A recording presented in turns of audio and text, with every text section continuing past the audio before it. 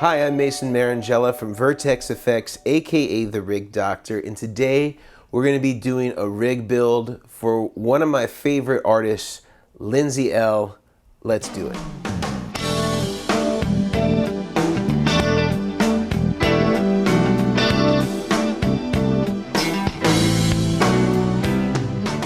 If you're not aware of who Lindsay Ell is, she is an incredible guitarist, an incredible singer, and I was really pleased that we finally got to do the rig build. Sort of the story behind this whole entire build is I was actually supposed to go to Nashville in March of last year, 2020, right before the pandemic really hit and things were getting shut down. I had already had a flight booked, but it all got canceled. And so we've been literally waiting over a year to do this rig together. And now that Lindsay's getting prepped to go back on the road, she needs to have something that's gonna fit the bill for her music and really encompass all the great pieces of gear that she has and integrate it into one pedal board. So as with every pedal board that we always do, there's some things that we always talk about. The holy trinity of tone. These are kind of the three main things, which is pretty much going to guarantee that your pedal board is not only low noise, but also sounds great and is going to be as reliable as possible. So looking at the holy trinity of tone, first thing that we always have to have is a high quality switch mode power supply. And we definitely have this here for Lindsay. Power supply I'm using all the time on countless rigs. Definitely when you're considering getting a power supply for your rig, you want to make sure it meets that criteria. If you're unsure, I have plenty of links of different power supplies that I recommend that's in the description below. Also, as a part of the holy trinity of tone, we always talk about the need for high quality soldered cables. In this case, we're using the square plugs and a Mogami cable, soldering every single connection to ensure that it's absolutely reliable, noise-free, and is gas tight so that we don't have any of the common problems associated with some of the non-soldered connections. Lastly, as part of the holy trinity of tone, we talk about using high-quality buffers. This is ensuring that you get the same sound when you're plugging into your pedal board through a bunch of pedals and long cable lengths as you would if you were just plugging with the guitar right into the amplifier. We're using our DIY buffer kits to build this buffer for Lindsay. We're also going to be buffering the return of her amplifier because she does have an amp that has an effects loop, so she's going to have that option to not only have the dual buffer input and output, but also buffer on the return so she can drive that line back to the effects loop when she is deciding to use her effects loop. And we're also going to make her an option to be able to run everything in front of an amp in series if she's using an amp without an effects loop. And I'll show that diagram if you're curious how to build this buffer interface where it does that switching for you. It'll have all the buffers included in the diagram and all the bill of materials so you know exactly what to get if you want to recreate this for yourself. Now, first things first on the pedal board build. This was actually a custom platform that we had made for Lindsay before we had really officially launched our Vertex pedal board. And of course for this, we're going to be putting everything down with our power grip Velcro. You can get that over on therigdr.com. Sometimes we would use dual lock in the past, which is also great. Now, if you already have a bunch of dual lock, of course use it. But if you don't have any, I would definitely consider checking out our power grip, which is available again on therigdr.com. And we sell that in custom lengths, so you can get whatever you need based on the pedal board size. Generally, the rule of thumb is to have about 1 foot of the power grip for every one pedal that you have if they're kind of normal sizes. After we have everything down, the first thing we always get into is doing our power supply wiring. And for this, I'm just going to repurpose the provided cables that came with the power supply and shorten them to length. And the way I like to do this, as I've said a million times, is I start at the pedal side and then I wire them all into the source of the power, which in this case is the power supply. So I put all the molded ends of the existing cables in the pedals themselves. I line up my zip ties and tie down mounts in a nice straight line that I can follow each one of my cables going back toward the power supply and then soldering the new ends on at the power supply side so they all fit perfectly, and maybe leaving a little bit of slack on the pedal side just in case Lindsay in the future changes pedals or goes with something that has a side mounted DC jack versus a top mounted DC jack. She has a little bit of flexibility to make some adjustments there. Once that's all completely done, then I move on to routing my audio.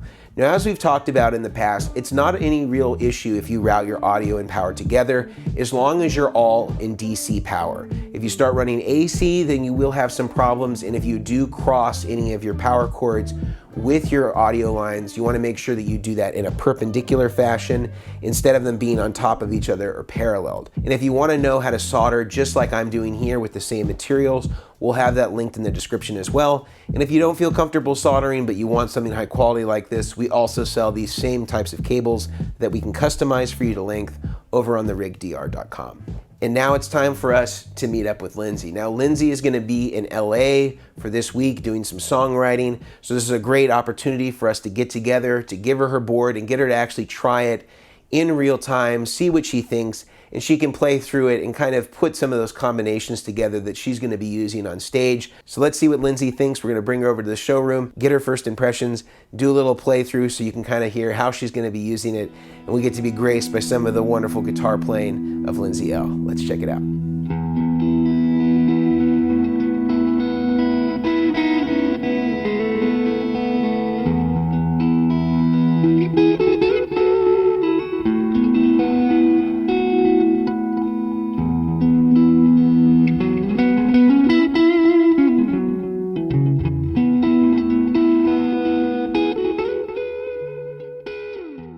Hey guys, I'm Lindsay Ell. I am an artist, singer, songwriter, guitar player from Nashville, Tennessee.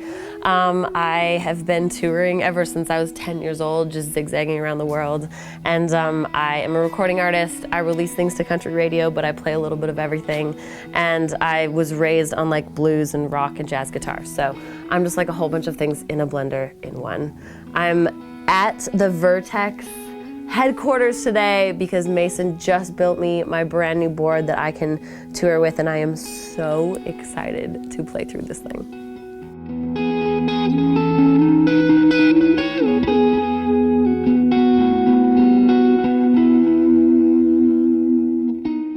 Before everything shut down, before touring shut down, Mason was coming to Nashville and he was gonna build my board then. And then we just sort of halted. It was literally like the week after the world shut down. And so good things take time, you guys. And thankfully we finally got it done, and we got it done right.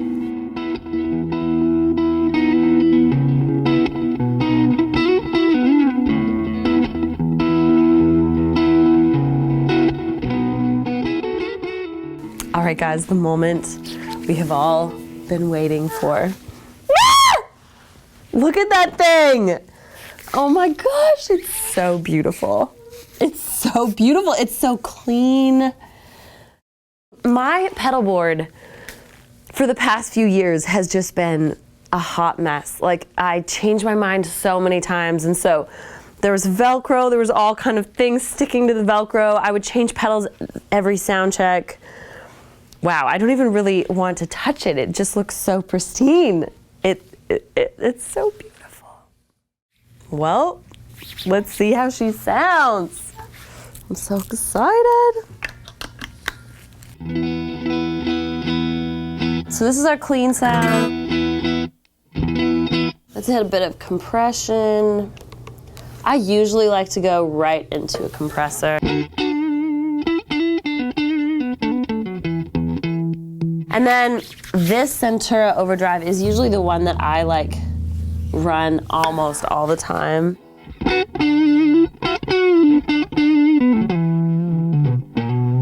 So depending obviously on how your amp is dialed in, maybe this is a little bit too much gain, but I just like it as like the most subtlest. It makes you hit your amp just a little bit hard. And I honestly like it at that point where I can still play like really clean stuff.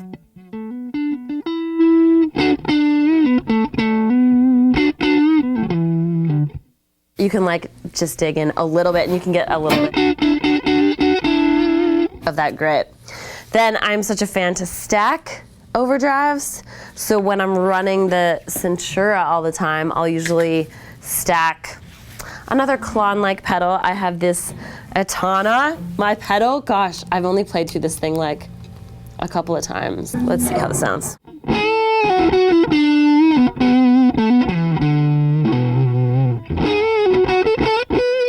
So just the Etana by itself.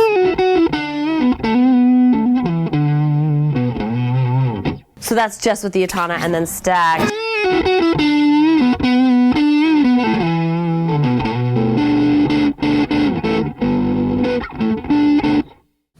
Sounds pretty good. Let's like say it's that like massive solo. And I'm like really at the edge of the stage on my knees, needing that extra little bit of grit. Yeah, we'd hit something maybe like this. Maybe we'd stack all three of them.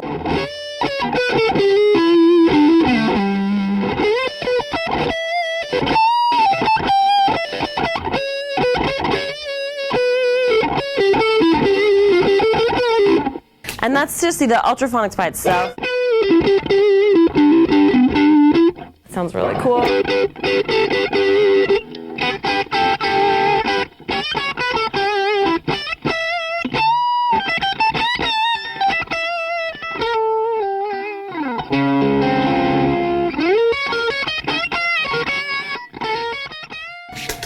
Such a cool flip and pedal. And it's just it's a little bit different of an overdrive.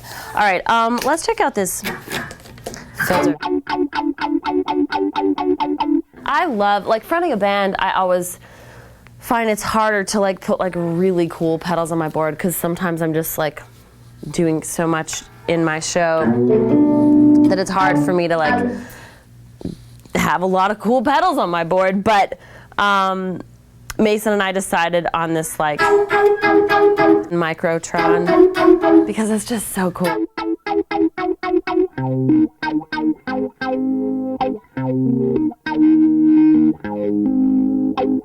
How cool is that though? That's so awesome! Okay, the best reverb pedal on the block. I love this thing so much.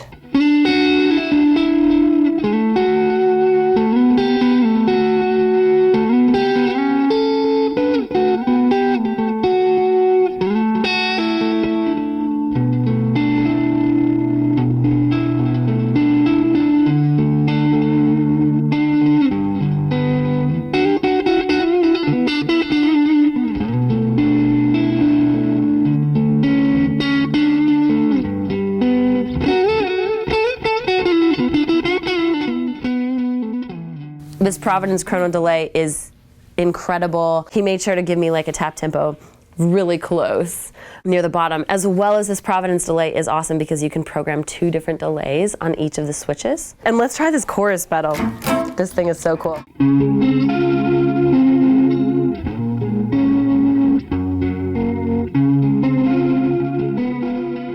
gonna have a lot of fun with that. I'm gonna have a lot of fun with that. And something I'm super, super excited about, which I have never had built in my board, is this interface. It's the buffer that basically wires everything from where I plug in my guitar to go through, you know, compressor, overdrive, then go through the effects loop and an amp if you want to do that, be routed back through your pedal board, and then out to hit modulation or whatever you have, and then back out to the amp. And so the coolest thing is that because of this video, we have given you a link if you want to build your own interface. And so if you look in the description below, you can see how to do that. Mason, thank you so much. I am so excited to finally have a board that's going to work, that is so clean.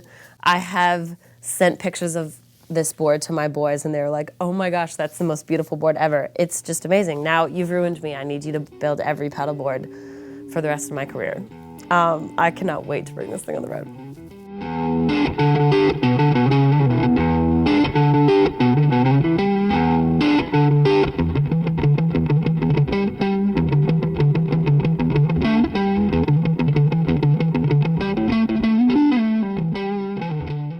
So that was our rig build for Lindsay Ell. So we're really happy that we were able to meet up with Lindsay, get to learn a little bit more about her music, and get to build her something that she can use to be even more creative with and be able to recreate a lot of those sounds on her albums and take that to the road in a rig that's really reliable, trustworthy, roadworthy, that she can use night in and night out and know that it's always going to be working for her and it's going to be reliable for her. Also, if you like the content today, I highly recommend that you give us a thumbs up, that you subscribe, that you give us a comment about some of your favorite parts of the video, things that you liked. We'd always love to hear from you and get your feedback as always.